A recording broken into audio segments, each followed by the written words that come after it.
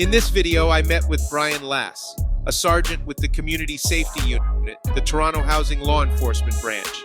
He served as a provincial prosecutor and is an international public speaker and educator. I spoke with him about analysis, leadership, and communication, and this is how it went.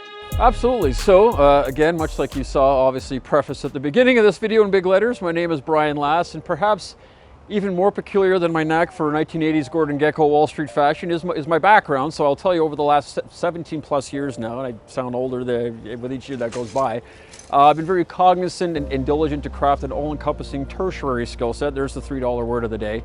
But my background conducive to three main areas, I would suggest. So certainly the world of law enforcement, frontline, both in more of a regulatory provincial offenses landscape and even more of a traditional policing landscape for that matter. Legal advocacy, still being a licensed paralegal in good standing with the Law Society of Ontario. My predecessor role to where I am right now actually as a provincial prosecutor, a traveling roadshow through 12 branches of the Ontario Court of Justice, and ultimately interpersonal and organizational leadership, which in many ways leads me up to where I am right now. So present day anyways, maybe working a bit backwards here. I find myself in the role of Sergeant Special Constable with the Toronto Community Housing Corporation, more specifically a stakeholder group embedded within, more commonly known as the CSU, the Community Safety Unit. A lot to unpack there. So here in the province, some of us working in the profession are familiar with what a special constable agency is. So basically the short version, the best way I can put it, the CSU, it's a group of about 140, give or take, front-facing uniformed peace officers doing a very traditional, quintessential, front-facing, community-based policing type role, but not being called police officers, being called special constables. And the short version with that, under the Police Services Act, Section 53, don't quote me on that, but certainly it allows us, by virtue of being sponsored by a sponsoring police services board, for us it's the Toronto Police Services Board, gives birth to our ability to work with limited peace or police officer powers for everything to do on in relation to Toronto community housing assets is the best way to put it. So specific to my role, with that little preamble out of the way, again in the role of sergeant, as one would certainly expect, I'm working in a quintessential frontline supervisor role. Present day, I have responsible charge of just shy of 20 frontline officers in what is inarguably and undoubtedly some of the most dynamic, awe-inspiring, challenging, and maybe egregious of environments. And to get a little bit technical here, as far as, and I'm sure these are things we'll get into, as far as how I approach my day-to-day, the best way I can describe it is I spend my days using the organizational components of people, being a people-first approach, understanding that our people are just that, they're people, they're not things, if you will. The formal organization being the policies and the procedures in place, as well as the culture, and that we could probably shoot a whole topic unto itself about the workplace culture, but using all that, I'm ever solving for what I describe as the organizational conditions of competence, instilling as much technical expertise I can upon the front line to assist them in their day-to-day. Motivation, providing that light at the end of the tunnel from a visionary standpoint, not only organizationally, but to figure out what everyone's own individual goals are, and ultimately coordination and alignment, all working together for a common goal, try to break out of working out of silos. And again, as one would imagine, having responsible charge of these officers and where I'm working out of our Central Operations Division currently, right in the North Region Park area, which many people in and around the Greater Toronto area are familiar with. Much like anyone would imagine, taking care of fleet, administration, supply chain, and everything else that comes with it. So again, that's present day, and as we get into it, there's a lot more to unfold as you peel back the layers. I've been described as an onion with many layers to peel back, but a little bit to appear at least of where I currently am right now, not to preclude from everything I'm doing over and above, and certainly we can get into all that.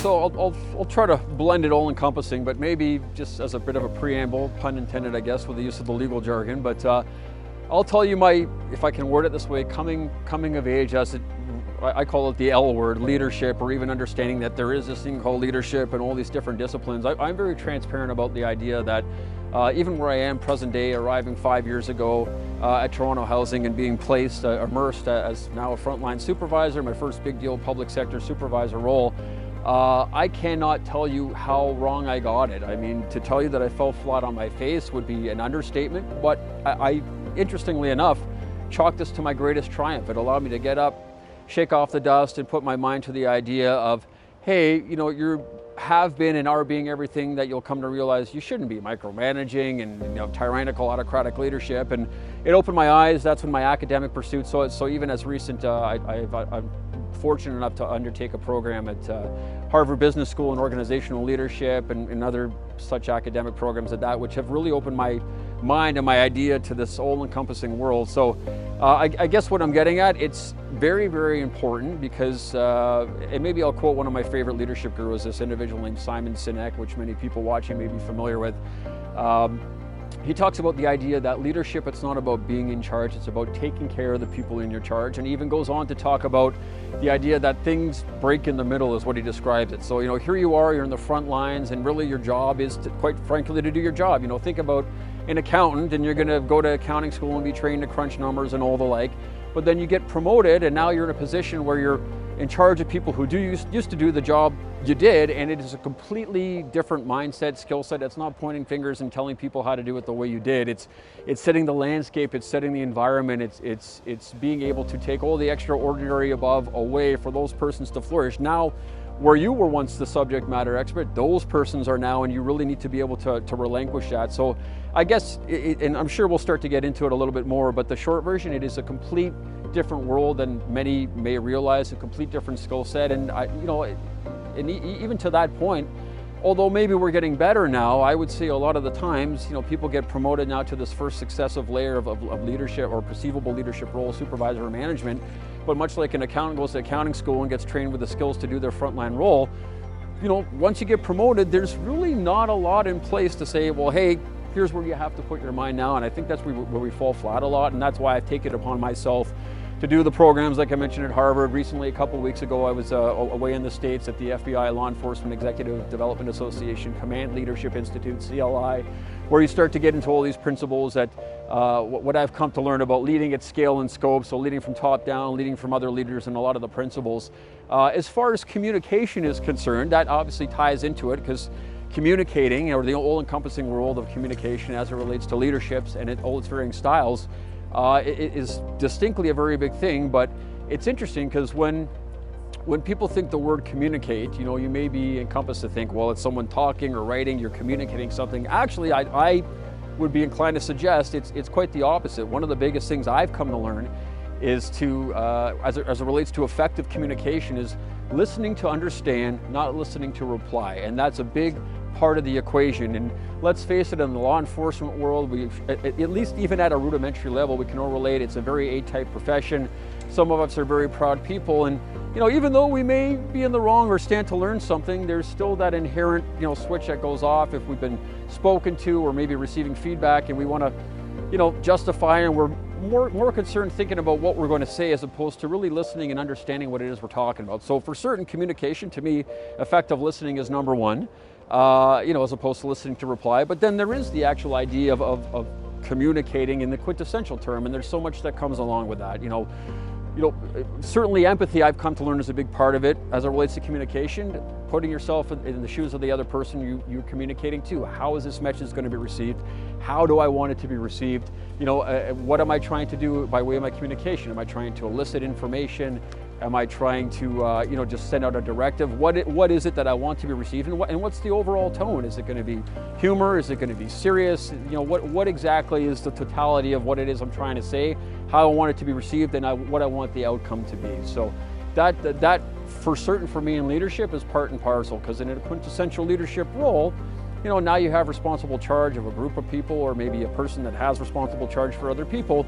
So these are the things for certain we're going to have to start to think about. So I'll tell you as an aside, I have the absolute fortune and privilege, and some people watching may be familiar with the acronym ASIS, American Society of Industrial Security, more than I know the corporate security world, arguably anyways. And every year they have this big conference called the GSX, Global Security Change. I have the privilege of speaking there in Dallas, Texas in September. And for those of you watching, I'm here in Toronto, so it's a big deal for me to get on a plane and go there and do it. But to your point, to come full circle, I'm actually going to be speaking there on the must-knows of a new leadership role. So maybe to answer your question from a rudimentary level, as I've learned, there's what I would call 3 imperatives, or the 3 C's of a new leadership role, and also 5 dangers of a new leadership role. So I'll just maybe speak at a high level here. Absolutely, number one, and I can tell you I learned this firsthand, and I know I talked briefly moments ago just about falling flat on my face and coming to my realization of this world of leadership. The biggest mistake that I made was not forging connections. So the 3 C's are connections, competence, credibility. And that first one, trust is built on relationships, and I can't tell you how important it is from day one.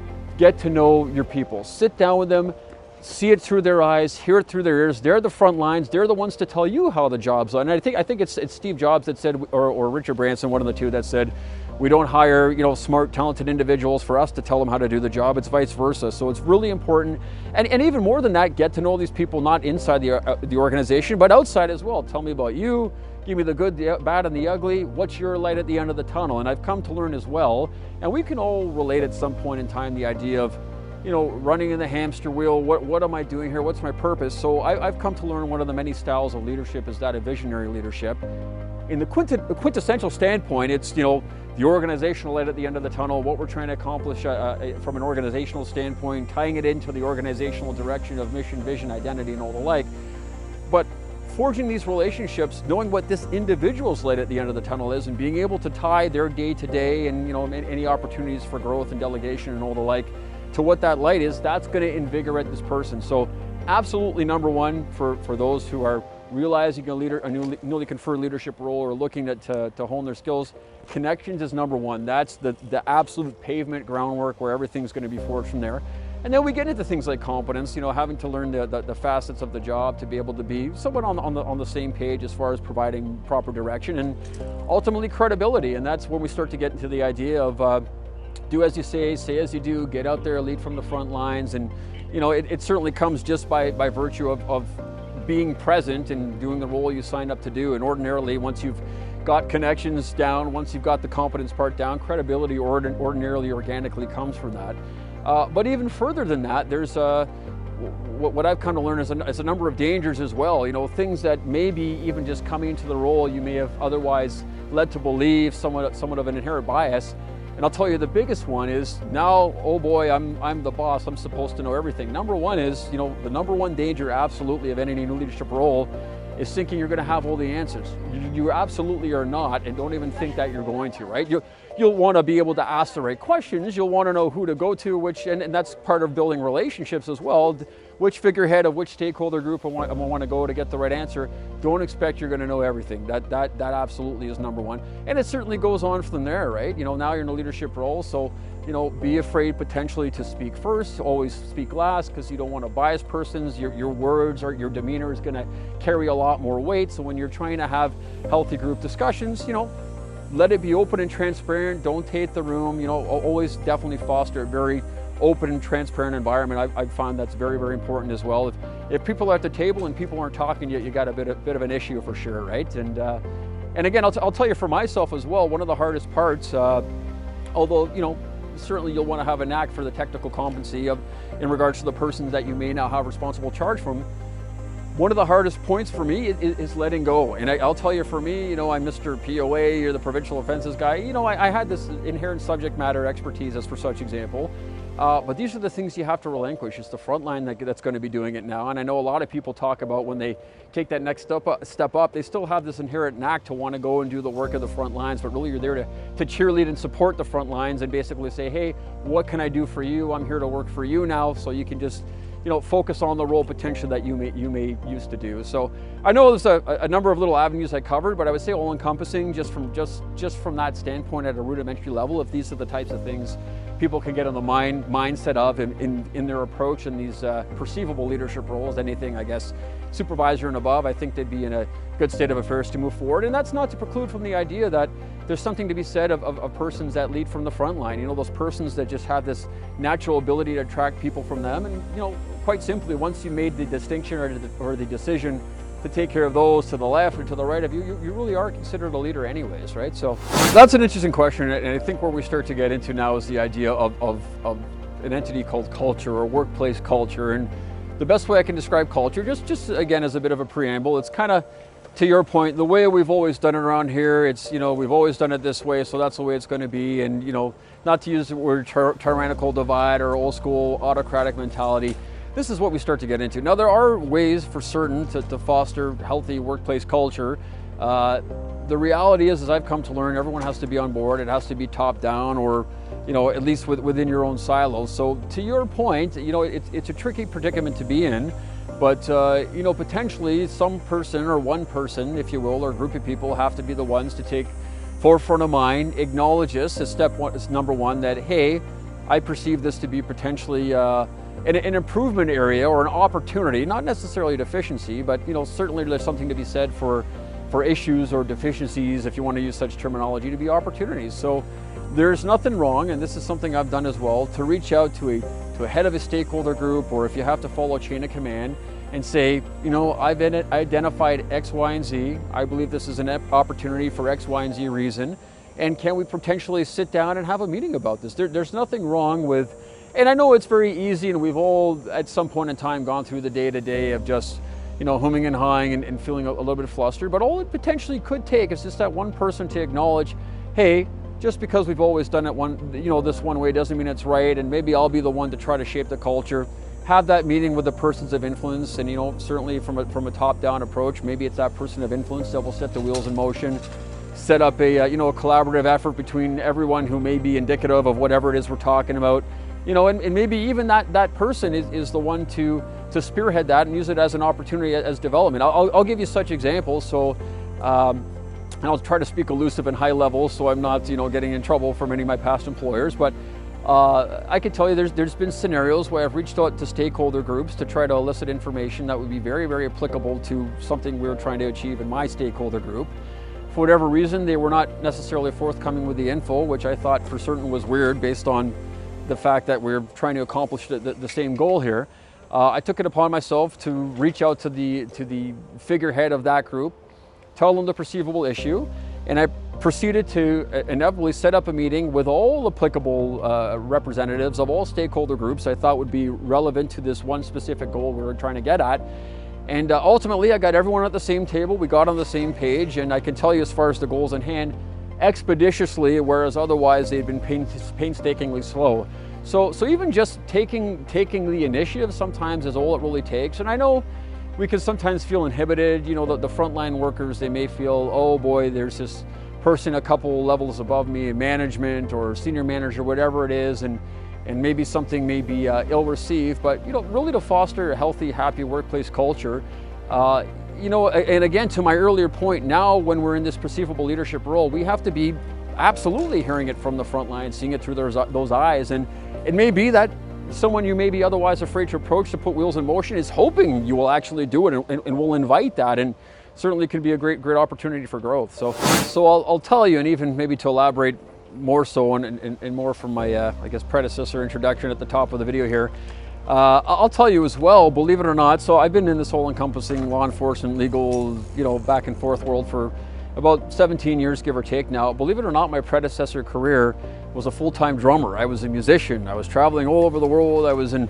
bands, got my first record deal when I was 16, and by the end of it, I was playing on cruise ships, doing all that kind of stuff, even acting as MCs to different events, and I'm very much in the entertainment world. So potentially is that where I get some of my interpersonal skills that have translated into doing a lot of training and facilitating. So as an aside, I've been very privileged, present day anyways, to be a principal provincial offenses instructor for TNT Justice Consultants. So a shout out for sure to Frank Travato and company from TNT, Howie Page and all the like.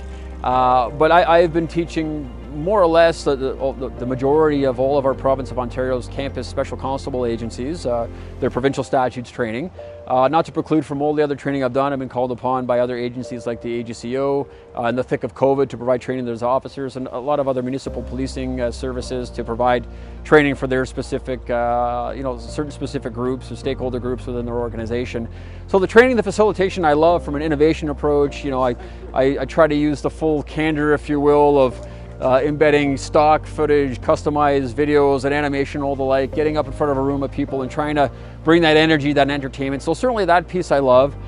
There's also the communications piece from more a social media, digital media aspect. Some of the people watching may very well follow me on LinkedIn. I have almost 11,000 followers, so I'm very active on there, posting a lot of content, and that has led to a lot of other things as well, such as writing for Blue Line Magazine, the Ontario Association Chief of Police Magazine, speaking at large conferences, the Blue Line OACP Expo, and again speaking in Dallas, Texas at the ACES GSX. So really that piece of getting out there, using my interpersonal skills, intertwined obviously with my expertise, subject matter expertise, if you will, in the law enforcement legal world. So I would suggest to answer your question, just based on that background where I'm coming from, some type of position that could encompass all of this, whether it's law enforcement outreach or figurehead of this type of group, that basically acting as a conduit to be able to go out there and engage all applicable persons who may be relevant to a common denominator or a common goal.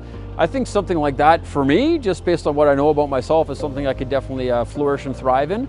Not to preclude that any other opportunities that may come about that I think I would be conducive, but I would say that specific world for sure would be something I see myself. And I can tell you, even just as I continue to develop myself academically, professionally, and I'm not ashamed to say I'm looking to climb and pursue successive roles, lead at what we call scale and scope, because by doing that, it allows me to grow personally and professionally and encompass more skills. The higher you go up, now we have to think more about business acumen, strategy, planning, things I'm starting to put my mind to, things I have put into play that I've seen I have a bit of a knack for. So absolutely, that's me in a snapshot for sure.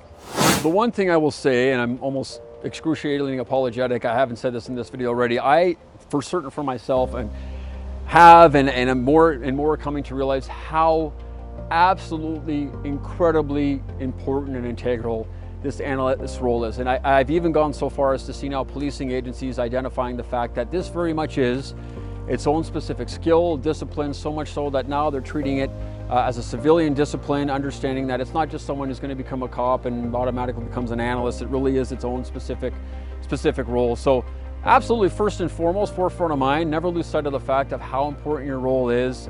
You're acting as a identifier or precursor to trying to avoid more egregious of events, sometimes from events that are egregious to begin with, right? So the role you play in preventing even more heinous crime or trends of crime for that matter, especially present day with all the gun crimes, like even just here in the city of Toronto, it's a very important role. So what I would say, as far as from the leadership lens, for those who are looking perhaps to lead other analysts or anything of the like, and this would go for anyone for that matter, again, never lose forefront of mind at really the essence when you get put into this perceivable leadership role.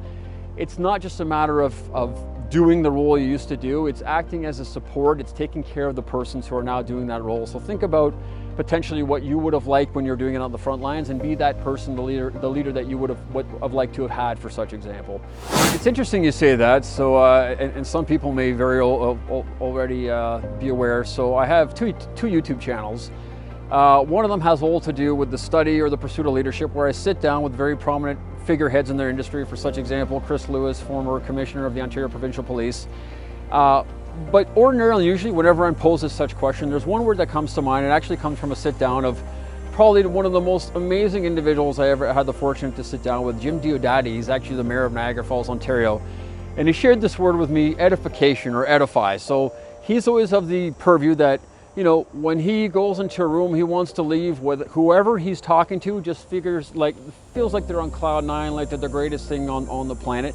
And not blowing smoke up someone's rear end, but really as a leader, you're there to acknowledge who your people are, what invigorates them, what their passions are, what their light at the end of the tunnel is, and even from an organizational standpoint, interpersonal standpoint, to really act as that figurehead where I don't want to use the term cheerleader, but you're basically acting as the conduit for people that you are now working for, have responsible charge for, but in essence, you're working for them as their supervisor, manager, or the like, to be able to tile the work they're doing, acknowledge that all the work that they're doing is not going overlooked and is absolutely translating into whatever it is we're trying to accomplish, not only the organization, but that individual as well. So there's certainly something to be said for and to go back to an earlier sentiment, to just really make that distinction that you're no longer the person doing the actual role in the front line. You have a different function right now to support that person doing the role that potentially you used to be doing yourself. So again, and I probably have repeated this a number of times, really just being comfortable embracing that distinction. And in a lot of ways, it may even feel like you're, I don't want to say necessarily losing yourself or losing your identity, but you really have to be comfortable with departing from who you may have been, whether it's a recognized expert in your field on the front lines, to now I'm in this leadership role. I have a different function. I have a different role in my day-to-day. I have to approach it in a different way, and just really being comfortable with that. And for newly conferred leaders, it's going to be hard. I got to tell you, there's sometimes I still fight with that, but absolutely, it's something you have to be comfortable with. Among the many memes and many quotes that I have in the depths and synapses of my brain There's one quote: you have to be comfortable being uncomfortable. And when I really put my best foot forward with trying to or wanting to approach this whole other world, from departing from the front lines and get into the world of, again, I know I say perceivable leadership roles, but anything in essence in the world of management and above, I had to just embrace the idea, you know what, I'm going to put myself out there. I may be completely ill-received just with some of the peculiarities of weird videos and some of the things I do, but I'm going to be comfortable being me. I'm going to be true to myself, true to my essence, true to my all-encompassing background, the entertainment part of my background, bring it into this new world of more of a serious role, if you will, in law enforcement and all the like, and just being extraordinarily comfortable with that. So where my passion derives from, I believe, is not only being comfortable with that, but continuing to just grow and experiment and not really have forefront of mind on whether or not there's persons that may receive it or not. And what I mean by that, and I've learned another quote here, and it's a little bit on the downer side, but the reality is that, you know, your growth or a person's growth may very well scare those people whose sense of security depend on your stagnation. And when I heard that, it was like a light bulb, like I literally saw the heavens open up and I heard, oh, like it really, really deeply, truly resonated with me, because I saw it myself. You know, I departed from a frontline role, and all of a sudden now I'm being published by Blue Line and putting myself out there. I'm like, well, how far down this rabbit hole can I get? Now I'm speaking at conferences and just rolling with this to see how much I can excel forward based on this passion for everything that I've been doing. And you see, to people, you know, people they're taking a step back. You know, people that you thought maybe were your friends aren't talking to you anymore. It's an unfortunate distinction, but I'm sure there's many people watching right now that saw it from themselves. Now I'm in supervisory, now I'm in management, and all of a sudden people don't want to hang out with me anymore. It sometimes can be a sad reality. So to come full circle with this mouthful of words, the point I'm getting at, you just have to be comfortable with you, who you believe to be. And in many ways, and I sometimes extend the invitation to people, and I sometimes have to do this myself. You know, if you close your eyes and if you were to pose the question, what gives you energy? What excites you? Where do you want to see yourself? And the first thing that comes to mind, that's kind of your vision you got to live and breathe by. And for me, it's been that. You know, the guy in the three-piece suit, even if it's, you know, 30 plus Celsius and I'm melting here, to go out there and present myself as a, you know, immaculately groomed, consummate, intelligible professional. That's the area I want to get at, and it's worked in my favor. Not to say that there's persons that will ill receive it, but you have to tune out the noise, and it's an inherently noisy world. And I'm sure I don't have to reiterate that, but tune out the noise. Do you be your, you know, put your best foot forward and continue down that path. So I'll tell you, present day for sure, I'm most active on LinkedIn. Many people are probably familiar with that, may have their profile as well. I'm very regularly posting content in the form of articles, you know, videos and all the like. So absolutely, like LinkedIn, like I mentioned, I think I have just shy of 11,000 followers. So I try to put as much value as I can, and in the same time capture my leadership journey, I guess is the only way to call it, things I've learned about. Not to preclude from, you know, drawing from different areas of my background, law enforcement, court process and procedure, things of the like. So absolutely LinkedIn. As I mentioned, you know, I do have, although not as active, I do have the 2 YouTube channels. The one I referenced, Calling All Leaders, Conversations with Leaders for Aspiring Leaders. I may need to shorten that name, but nevertheless, there's that one. And the other one, having to do more with the technical facets of the all-encompassing law enforcement and legal world. It's called On the Stand, as in the witness stand, with Brian Lass. And you know, ordinarily all the other social media avenues, Instagram, Facebook, but again, I guess specific more so to what we're here talking about today, absolutely LinkedIn, and I'm all happy to connect with people all around the globe and chat and share ideas, and it's a beautiful thing. Listen, we appreciate you and everything you're doing with the channel. It's an excellent resource, and I know there's a lot of people getting some amazing value about all the people you're bringing on, myself included, so I thank you. That's Brian Lass, law enforcement supervisor, leadership and communications expert and friend. You can read his blogs on LinkedIn at Brian Lass, and his YouTube channels, On the Stand with Brian Lass and Calling All Leaders. The link is in the description below. Thanks for watching this episode. Click here to watch our other videos, and let me know what you think in the comments below. And do me a favor, hit that like, it really makes a difference. See you next time.